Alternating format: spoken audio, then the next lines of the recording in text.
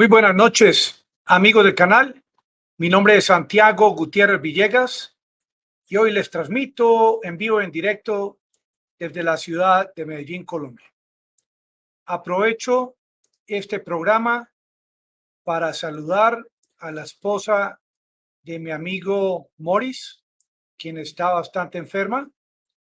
Le dedico este tiempo de este video para regalarle toda la energía que pueda salir de mi mente para que se cure esta dolencia que la tiene postrada en estado de depresión.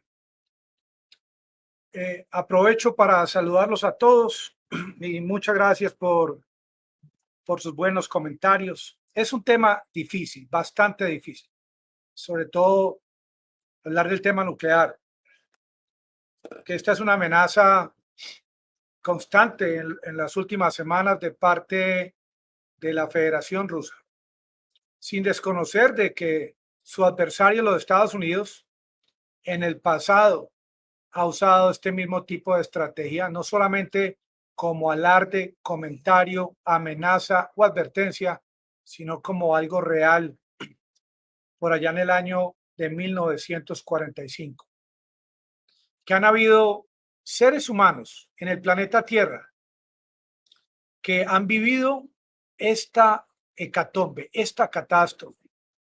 Nosotros simplemente escuchamos las amenazas año 2022, pero hubo cientos de miles de seres humanos cuyos cuerpos fueron quemados, sus seres humanos, sus amistades, sus seres queridos, destrucción total de Hiroshima, Nagasaki. Y uno se pregunta, y yo me pregunto, ¿tuvo el país del norte realmente esa necesidad en ese momento de haber efectuado este tipo de ataque? ¿Fue realmente necesario, sin lugar a duda? Esa respuesta, qué bueno que alguien de ustedes me la pueda brindar, porque he estado buscándola por cantidad enorme de fuentes y no he encontrado respuesta a este dilema. ¿Qué hubiese pasado si no hubieran descargado estas bombas en estas dos poblaciones en el Japón? Hoy en día discuten el tema del uso de armas nucleares como hablar de pan de yuca o hablar de un tema sin importancia. Pero un funcionario interesante, un funcionario en la ciudad de Nueva York, ha estado muy atento a las advertencias de parte de Vladimir Putin y ha emitido una serie de pautas para que la población de su ciudad, en caso de que ocurra, no como se imagina uno, un ataque nuclear total, sino inicialmente un ataque táctico nuclear con una ojiva de menor tamaño, que de igual manera impactaría si cae, por ejemplo, en la costa oriental o occidental de los Estados Unidos, crearía daño, no, no del orden de lo que aseguran muchos científicos que podría ocurrir, pero se imagina uno desde Medellín, Colombia, que este hombre Putin no va a ser tan atravesado, tan enfermo como para descargar un arma tipo Sarmat contra las costas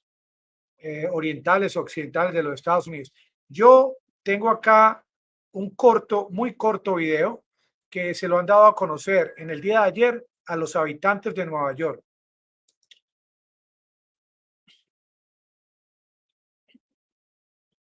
So there's been a nuclear attack. Don't ask me how or why, just know that the big Ella ha sido encargada para anunciar y explicar one has hit. qué deben Okay, hacer en caso so de un ataque what are nuclear. we doing? There are three important Hay steps that I tres want you to remember. pasos Step importantes. one, get inside fast. Entren a You, your friends, your family, viviendas get inside. con sus And familias, no, sus staying in amigos, the no se car queden en is un not an carro, option. no You se need to queden en get un into carro, a building. esté lejos de las ventanas, en la mitad de la vivienda o del lugar del edificio donde vivan, cierren todas las puertas, las ventanas, Si hay un sótano, vayan al sótano. Si no, pertenezcan en la mitad del edificio como sea posible. Si están afuera y les ha tocado la explosión, deben limpiarse inmediatamente. Metan en una bolsa todas sus ropas con contaminación y polvo radioactivo. Hay que limpiar el cuerpo. Eh,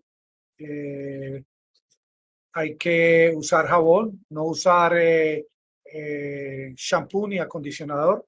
Y deben estar al tanto de las noticias radiales o informativas al respecto. Y no pueden salir, no deben salir hasta tanto no haya autorización oficial. Y ella da una dirección que sería bueno los habitantes de Nueva York que la anoten. Hay un celular. Esto pues se puede decir que es la primera ciudad del mundo que ha tenido en cuenta este tipo de advertencias. Yo lo veo como algo real. ¿Será que lo que ocurrió en el 45 justifica más en esa época y comparándolo con el año 2022 que lo mismo pudiese ocurrir en la actualidad? Eso se los dejo para que ustedes mismos lo evalúen. ¿Será que la amenaza de Japón para los aliados, para los Estados Unidos en el año 45 era semejante a la amenaza que proporciona, por ejemplo, Estados Unidos y la OTAN a Rusia en el año 2022? Miren, aquí hay otra fuente que tiene otras insinuaciones o consejos.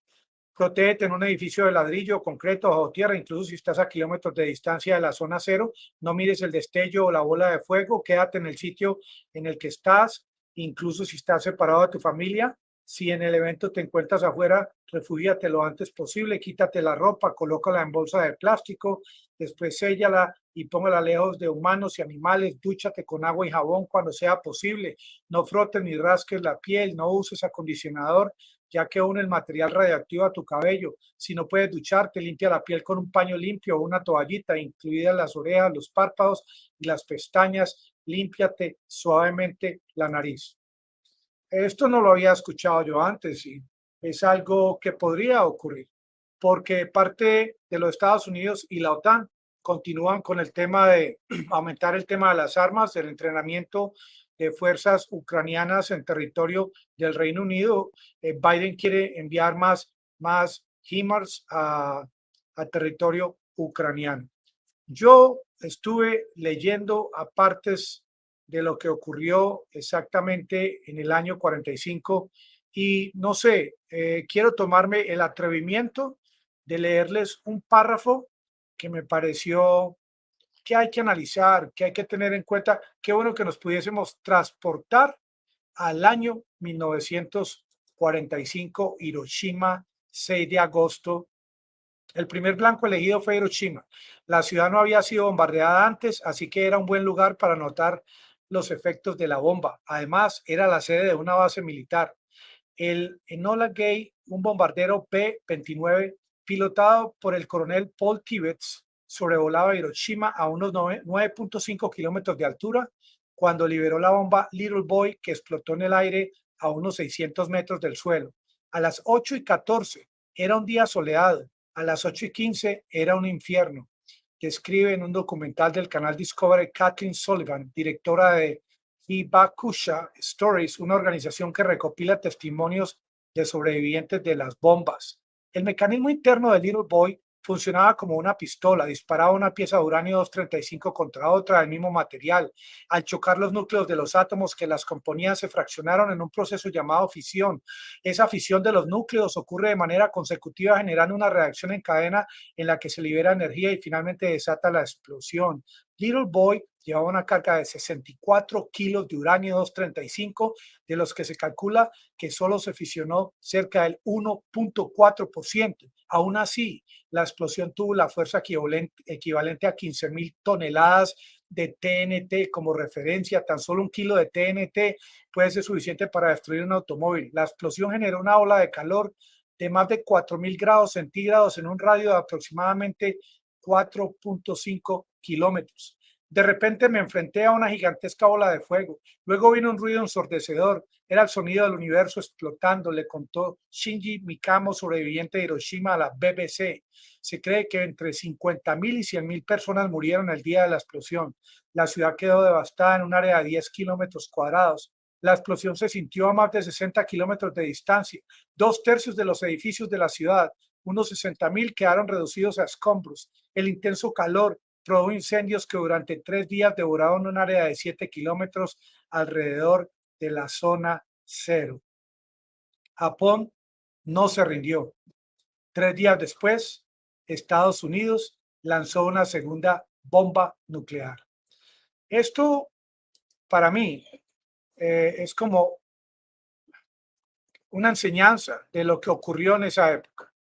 ¿Acaso nosotros los seres humanos queremos que lo mismo ocurra en pleno siglo XXI y que nuestros líderes continúen, como se dice aquí en mi tierra, teniqueándose la pelota como si esto fuera un jueguito de niños? Este anuncio que hizo este servicio público en Nueva York a mí me parece interesante. Debería ser enviado a las poblaciones, por ejemplo, de Polonia, Alemania, Francia, países que han protegido tanto el tema del guerrerismo en este asunto, de esta guerra en Ucrania.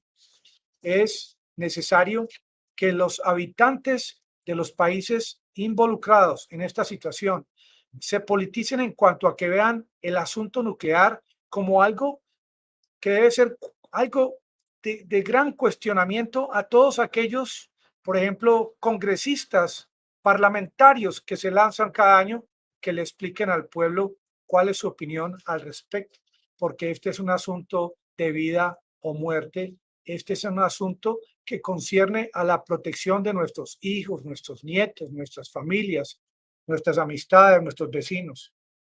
Dice un funcionario de Moscú que con 2 Sarmat se podría destruir cada costa de los Estados Unidos. Yo creo que este es un comentario que sobra, aunque hemos seguido haciéndole seguimiento a la guerra entre Rusia y Ucrania. Este comentario de parte del vocero de Moscú es un comentario injurioso, un comentario lleno de odio hacia otros seres humanos que realmente no tienen nada que ver en este tema, porque esta guerra la están manejando los líderes de los países en cuestión y en nada han hecho referéndum ni han cuestionado a los pobladores de sus países sobre su opinión al respecto. A propósito, un Sarmat 2 tiene, es un misil nuclear con 15 ojivas hipersónicas.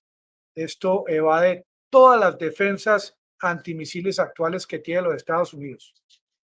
Dice el vocero de Rusia que se crearía un hongo atómico visible desde México, si es descargado, por ejemplo, al frente de las costas de Nueva York, que no quedaría nada, que nadie estaría bien. Pues claro, eso lo sabemos y él prácticamente utilizó su posición de mando para generar nerviosismo y temor en las poblaciones de todo el mundo. Sergei Lavrov en abril sí habló del riesgo de una guerra nuclear, pero de una forma diplomática, puesto que él es un diplomático. Dicen que esto se convertiría en una pequeña edad de hielo que duraría miles de años en volver a ser lo que es hoy en día, que se crearía una tormenta de hollín, de humo, de fuego, que bloquearía el sol, que se perderían las cosechas a nivel mundial y que la temperatura bajaría a 10 grados centígrados. Hay quienes proponen al respecto y sin ser tan alarmistas unas posibles soluciones, como por ejemplo la solución número 1, que la población debe luchar para generar cambios que limiten el riesgo. Claro, porque lo único que escuchamos es que Rusia tiene tantas ojivas, que Estados Unidos o que China, pero no hay una normatividad a nivel mundial que genere unos cambios para limitar los riesgos, que nosotros los ciudadanos de a pie debemos saber a ciencia cierta cómo es el asunto nuclear. A ver, ¿qué pasos se tienen que seguir antes de que hundan el famoso botón rojo?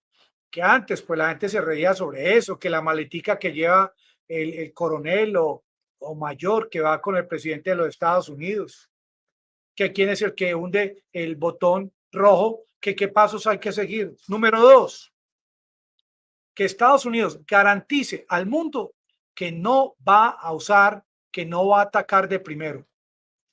Esto obviamente es de gran importancia porque disminuiría el riesgo de que por accidente el enemigo inicie un ataque nuclear. ¿Hasta cuándo va los Estados Unidos estar firmes en esa posición? Y número 3, que creo que es la más importante, que la última palabra sobre un lanzamiento nuclear no esté en el presidente del país de Estados Unidos o de la Federación Rusa. Que haya un esquema en el que no sea una sola persona, sino varios. Claro que este aumento de la preocupación que ha generado este vocero de Rusia, veámoslo por el lado bueno, porque en cierto modo es importante que todos estemos preocupados y al estar todos preocupados, generamos más presión frente a aquellos que en última instancia van a tomar esta desagradable decisión, inhumana decisión. Esta es una oportunidad de convertir esto en un asunto político. Hay que politizar el asunto nuclear, no que sea algo que se maneja en un total hermetismo, que la gente prácticamente vive y se siente libre en el planeta Tierra, desconociendo realmente que hay 1, 2 o 3 personas que a última hora pueden acabar con el planeta Tierra.